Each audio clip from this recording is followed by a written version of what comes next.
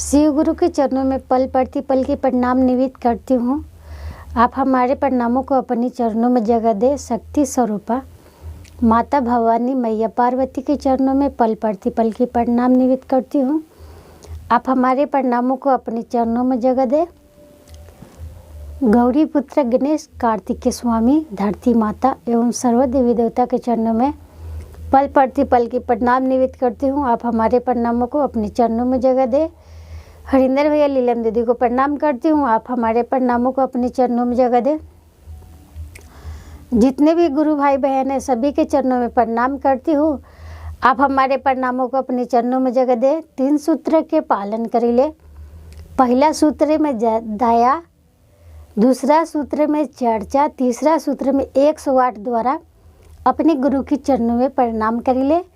हर हर हे महादेव दया करी हे गुरुदेव, हम सभी के दाता गुरु महादेव शंभे गुरुवे नमः। मैं शिव गुरु की कथा कहने जा रही हूँ जिसे आप ध्यान पूर्वक सुने और पूरा सुने। किसी गांव में एक शिव जी का बहुत ही बड़ा पुराना मंदिर था। सभी कोई कहने लगे कि ये शिव गुरु का मंदिर तो बहुत पुराना है, इसको तो बंद कर दिया सभी ने। इसमें ना तो कोई पूजा पाठ होती है और ना कोई पूजा करने जाता है। पता नहीं कैसा मंदिर है कैसा नहीं। एक दिन सभी ने विचार किया कि हम अपने भगवान भोलेनाथ का मंदिर देख लेते तो कितना अच्छा होता।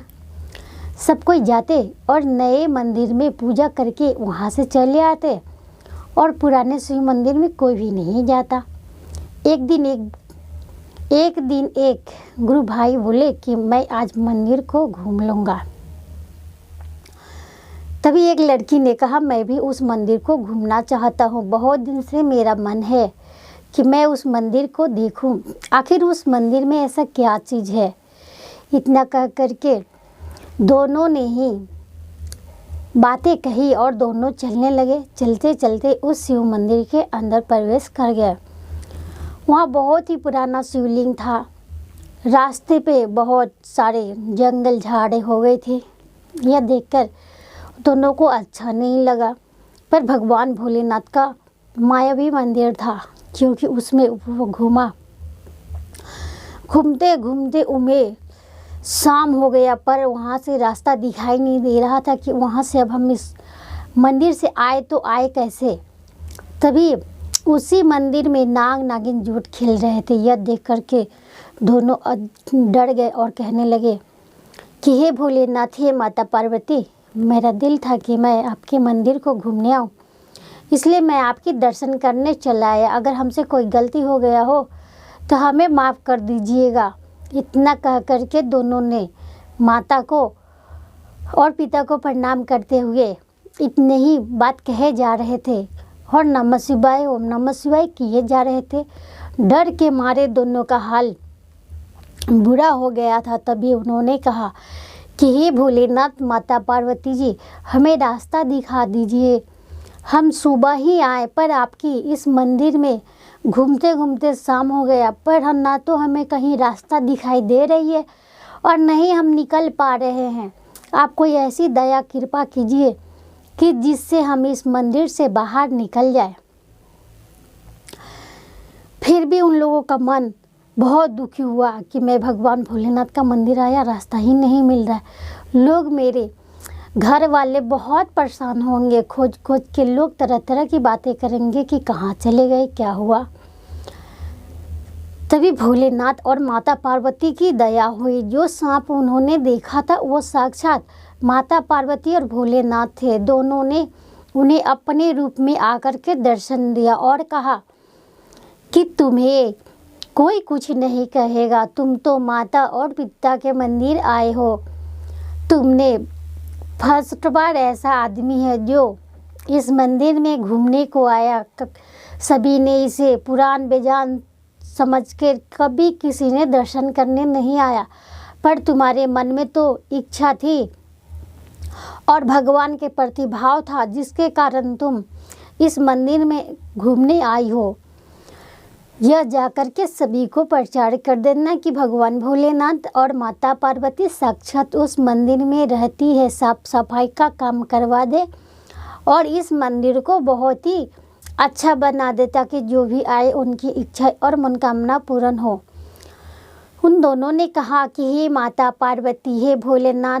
दोनों ने चरणों में गिर करके कहने लगा कि जैसी आपकी इच्छा है वैसा ही होगा। मैं जाकर के सारे गांव में यह बात कह दूंगा, लेकिन मुझे रास्ता नहीं दिखाई दे रहा है, मैं कैसे जाऊं। भगवान भोलेनाथ और माता पार्वती ने उन्हें कहा कि तुम इस रास्ते से निकल जाओ, तुम्हारा रास्ता यही है। भगवान भोलेनाथ और माता पार्वती ने दोनों का रास्ता दिखाया और माता पार्वती और भोलेनाथ उसी मंदिर में स्थापित हो गए। दोनों ने जाकर के सभी को कहा कि उस मंदिर को तुम लोग उद्घाटन कर दो और उसे एक अच्छा मंदिर बना दो, साफ सुथरा करवा दीजिए। गांव वाले लोगों ने हंसी उड़ाने लगी। तभी उन्होंने कहा मेरी बात पे विश्वास करो, माता पार्वती और भोलेनाथ मुझे स्वयं दर्शन दिए हैं, पर किसी ने उस लड़की का और उस गुरु भाई का बात नहीं माना। इस पर दोनों ने कहा कि हे भोलेनाथ माता पार्वती, मैं तो आपका गुणगान सभी से करता हूँ, पर मेरी बात और इनकी बात कोई भी नहीं मान रहे। आप भी कोई ऐसी दया और कृपा कीजिए कि जिससे आपका मंदिर बन जाए। भगवान भोलेनाथ के कृपा हुआ। एक दिन एक छोटा सा बालक घूमते घूमते उस मंदिर में चला गया और जाने के बाद उस गांव का जो राजा था वो उसमें घूमते घूमते उस बच्चे को खोजते खोजते राजा और रानी दोनों बहुत परेशान हो गए कि हमारे बच्चे कहाँ चले गए, कहाँ चले गए। तभी सारे जगह से खोज करके सभी आ गए, पर उन्हें कुछ कहीं भी और कुछ भी पता ना चला। इस पर दोनों बहुत दुखी हुई। तभी उस लड़का ने कहा कि भोलेनाथ का मंदिर को सफाई करा दीजिए और भोलेनाथ का पूजा पाठ करा दीजिए, जिससे भगवान भोलेनाथ प्रसन्न हो जाएंगे तो आपका पुत्र भी मिल जाएगा। फिर उसने कहा मेरा तो यहाँ पुत्र खो गया है, तुम्हें तो मजाक लगता है। उसने कहा कि मैं आपसे मजाक नहीं करती हूँ, ये बात सत्य है, मैं जो कहती हूँ, क्योंकि माता पार्वती और भोलेनाथ ने मुझे दर्शन दिया था। तो उसने कहा कि माता पार्वती और भोलेनाथ सिर्फ तुम्हें ही दर्शन देते हैं और किसी को दर्शन नहीं देते। तभी राजा ने कहा कि मैं कराऊंगा, लेकिन मुझे उस मंदिर के अंदर तक लेके चलो। रानी ने कहा नहीं जाना है उस मंदिर के अंदर। क्यों जाइएगा उस मंदिर? राजा ने कहा अगर इस लड़की का बात सत्य होगा तो मैं इस मंदिर का उद्घाटन करूंगा और इस मंदिर को बना दूंगा और पूजा पाठ करूंगा। लड़की और राजा उस मंदिर के अंदर प्रवेश कर गए। मंदिर के अंदर जे हुए गए तो उन्होंने देखा कि एक नाग और एक नागिन और उनका जो पुत्र था उन्हीं के बीच थे। ये देख करके राजा बहुत ही आश्चर्य पड़ गए। दोनों ने बहुत ही सुरक्षा से उस बच्चे को रखा था। तभी राजा ने उन नाग नागिन को प्रणाम किया और कहा हे भोलेनाथ, आपकी कृपा से मुझे मेरा पुत्र मिल गया। तभी उन्होंने कहा कि मैं इस मंदिर का स्थापना कराऊंगा, पूजा पाठ कराऊंगा और इसे साफ सफाई करके बहुत ही अच्छा मंदिर बना दूंगा, क्योंकि भोलेनाथ के कृपा से ही मुझे मेरा पुत्र वापस मिला है। तभी राजा ने अपने बच्चे को उठाया और नाग नागिन ने उनका बच्चा उन्हें छोड़ करके नाग नागिन साइड हो गए और वह बच्चे को लेकर के चले गए। लेकर जाने के बाद राजा ने उस मंदिर का पूरा साफ सफाई करा करके उसमें भगवान शिव जी का मूर्ति स्थापित करके शिवलिंग को स्थापित कर दिया और माता की मूर्ति, गणपति बाबा और ब्रह्मा विष्णु महेश के सभी की मूर्तियाँ उस मंदिर में स्थापित करके पूजा पाठ कराए। तो भगवान ने कहा भगवान ने कहा हे राजा, तूने तो मेरी मंदिर बना दी, मेरी पूजा पाठ कराई, मैं तुम्हें साक्षात दर्शन देना चाहता हूँ। भगवान भोलेनाथ ने राजा और रानी और उस गांव के सभी के सामने वो अपना असली रूप में आकर के दर्शन दिए। तभी कहा कि वो जो लड़की थी जिसे मैंने कहा तुम लोगों ने तो नहीं माना, पर राजा का पुत्र खो गया तो तुमने मान लिया कि मैं भगवान हूँ।